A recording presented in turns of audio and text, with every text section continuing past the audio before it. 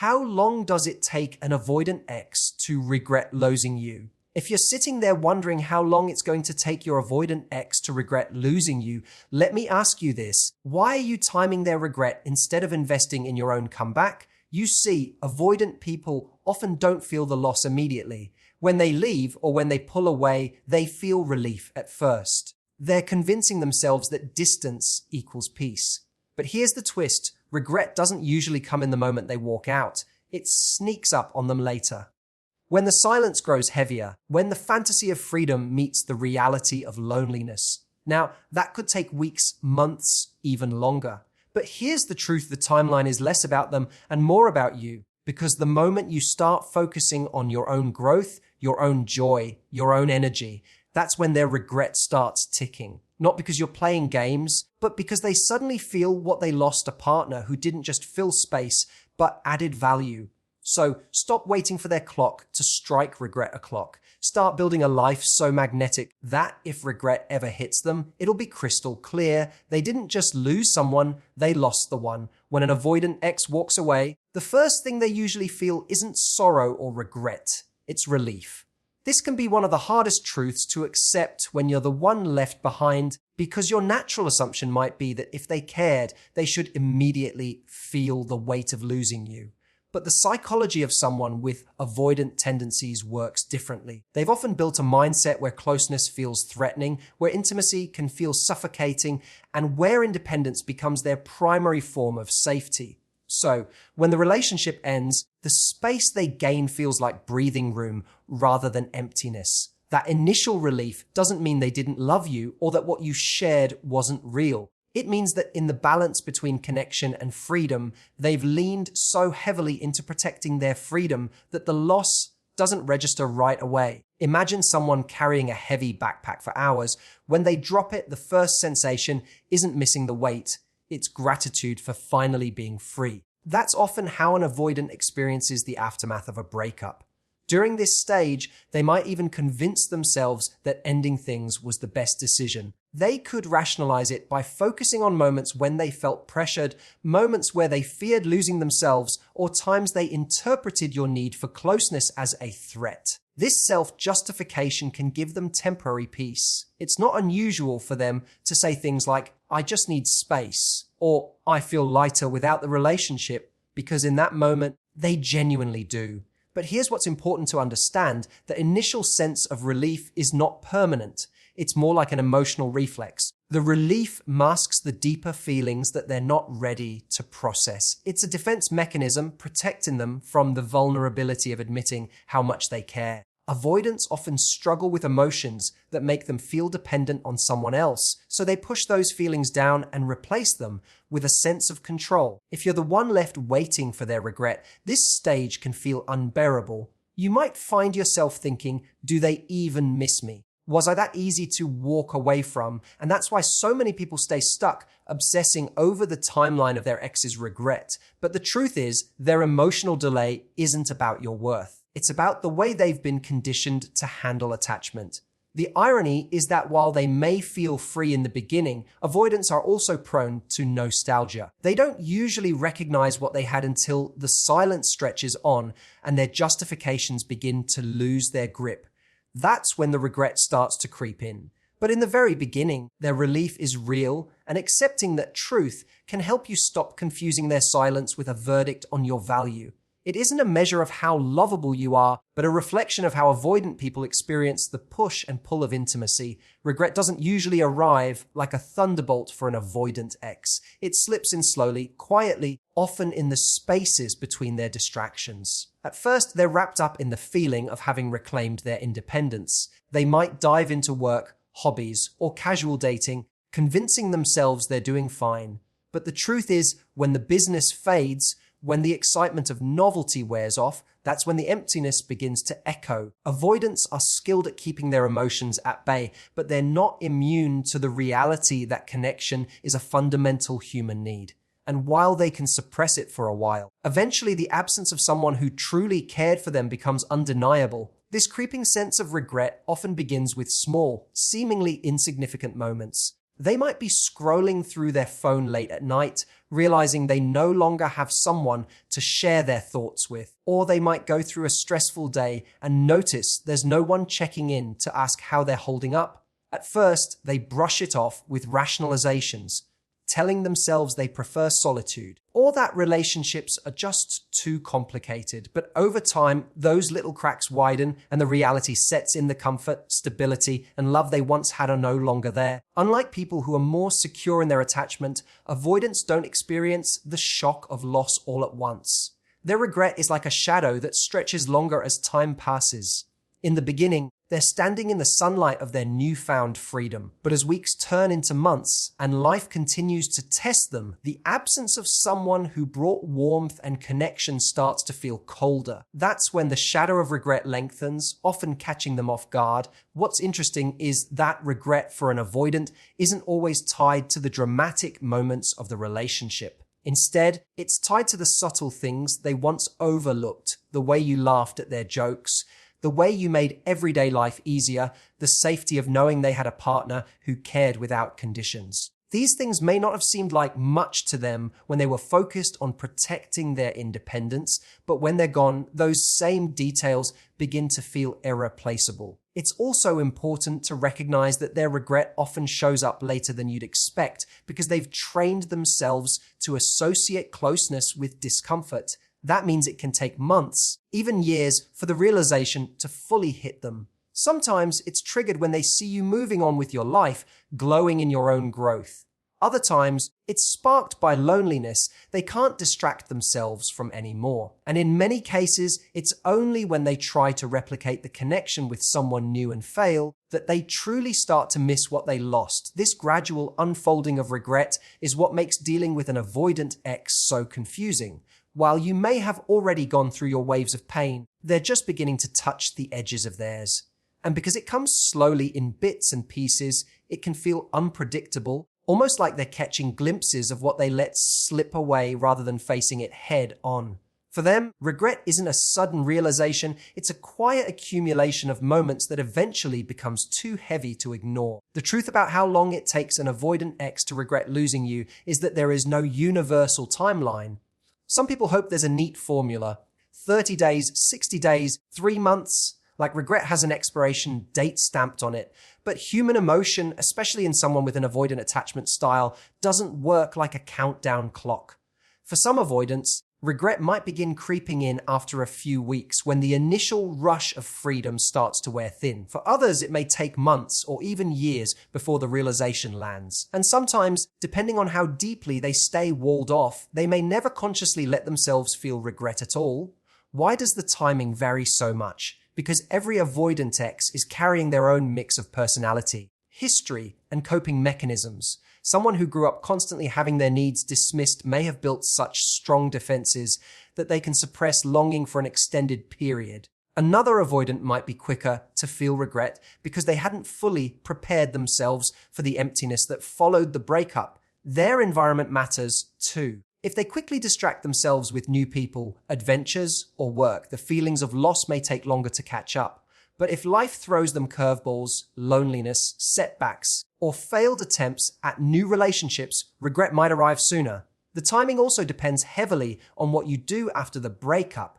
If you're chasing, pleading, or constantly reminding them of what they've lost, their defenses stay high, and that prolongs their sense of relief rather than speeding up regret. They continue to associate you with pressure instead of peace. On the other hand, when you pull your energy back, when you stop being available to them in the ways they were used to, the silence starts working in your favor. Suddenly, the absence becomes real. The longer you focus on yourself, the sooner they're forced to sit with the fact that you are no longer there to lean on, even if they never admitted they needed you. It's important to remember that regret doesn't always come as a dramatic moment where they fall to their knees and beg to have you back. Sometimes it's subtle, a quiet wondering if they made a mistake. They might reach out casually, testing the waters with a small message, or they might linger around your life indirectly, keeping tabs on what you're doing. Other times, the regret surfaces much later when they're comparing you to someone new and realizing the connection doesn't measure up. This delayed awareness can feel frustrating if you're waiting for validation, but it highlights just how unpredictable the process is. So when you find yourself asking how long it will take, understand that the answer isn't a set number. It's fluid, shaped by their psychology, by circumstances, and by your own growth. For some avoidants, it's weeks. For others, it's months. And for a few, it may never come at all in the way you hope. What's consistent, though, is that regret, when it arrives, rarely comes quickly. It's almost always a slow burn rather than an instant spark. When you begin to grow and focus on yourself after a breakup, something powerful shifts in the dynamic between you and your avoidant ex. At first, they may not notice. They're too busy enjoying the relief of distance or convincing themselves they've made the right choice. But as you redirect your attention inward, investing in your health, your happiness, and your personal goals, you start to create a version of yourself that no longer revolves around them. That transformation is often what triggers the slow dawning of regret in an avoidant ex, because it forces them to see what they took for granted and what they no longer have access to. Avoidants usually leave relationships with the belief that they're gaining freedom, not losing value. They associate closeness with pressure and distance with relief. But when they watch you thrive without them, it interrupts that narrative. They expected you to wait, to chase, or to keep trying to break through their walls. Instead, you're showing them something different, that their absence is not a cage for you, but a chance for you to expand. This realization can be unsettling because avoidants secretly rely on the comfort of knowing their partner will always be there, even if they push them away. Your growth shines a spotlight on what they lost. If they see you taking better care of yourself, enjoying new experiences, or simply glowing with confidence, it contrasts sharply with the version of you they left behind. They begin to realize that the qualities they dismissed or overlooked weren't ordinary. They were unique contributions you brought into their life.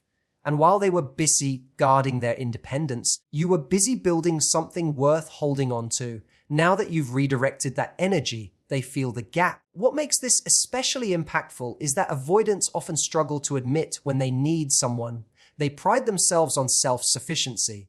But your growth and independence highlight what true strength looks like, not avoidance, but the ability to build a fulfilling life while still being open to connection. When they see that, they may start to question whether their version of freedom was really freedom at all, or just fear disguised as independence. This shift doesn't mean you're deliberately trying to make them regret losing you. It's not about playing games or showing off. It's about living in such a way that your happiness speaks louder than any attempt to convince them. Avoidants are less swayed by words and more impacted by what they observe over time. Seeing you move forward without clinging to the past forces them to confront their own choices. In many cases, regret begins not when you withdraw from them emotionally, but when you begin to light up your own life again. That's when the comparison begins between the person they left and the person you're becoming.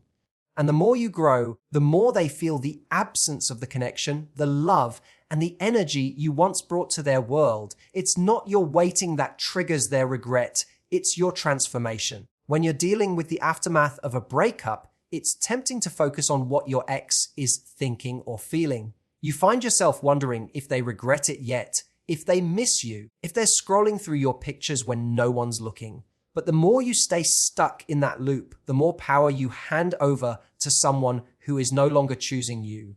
The truth is, the healthiest and most effective path forward isn't about sitting around waiting for their regret to arrive. It's about shifting all of that energy back onto yourself and building a life so fulfilling that their presence becomes a bonus, not a necessity. Avoidant exes in particular complicate things because they don't process regret on the same timeline as others. You can't rush them and you can't reason them into it. That's why focusing on their regret is a losing game. It ties your happiness to an outcome you can't control. But what you can control is the story you're writing for your own life now. Every time you invest in your growth, your confidence, your passions, you not only heal from the breakup, but also shift the balance of power. Suddenly, you're no longer the person waiting for their attention. You're the person creating a life that commands attention. The irony is that when you stop chasing their regret, that's often when it shows up. Avoidants notice absence more than presence. When you step away and redirect your energy into things that light you up, you remove the comfort of being taken for granted. They start to feel the emptiness of not having you around. But the goal here isn't to orchestrate their awakening. It's to make sure that by the time it comes, you're so invested in your own growth that whether they regret it or not doesn't define your worth. Think of it like this: waiting for someone else's regret is like standing outside in the rain, hoping they'll come hand you an umbrella. Taking control of your own life is like building your own shelter, one that protects you no matter what they do. The more you build, the stronger you feel and the less their choices matter. And paradoxically, that's what makes you magnetic. People are drawn to those who live fully, who radiate self-assurance, who don't hinge their identity on being chosen. Focusing on yourself doesn't mean you stop caring or that you erase the memories you shared. It means you stop letting their timeline dictate your healing. You pour into friendships, into health, into learning, into experiences that remind you of how much you bring to the table. You rediscover the parts of you that may have gotten quiet in the relationship, and you give them room to breathe again. By doing this, you're not only protecting your own heart, but also setting the stage for a future where anyone who steps into your life knows your value isn't negotiable. So instead of asking, when will they regret losing me? Ask, how can I make sure I don't regret wasting time waiting for them? Because the most powerful shift happens when you realize you're not here to be someone's afterthought. You're here to be the main character in your own life. So, if you've been asking yourself, how long does it take my avoidant ex to regret losing me?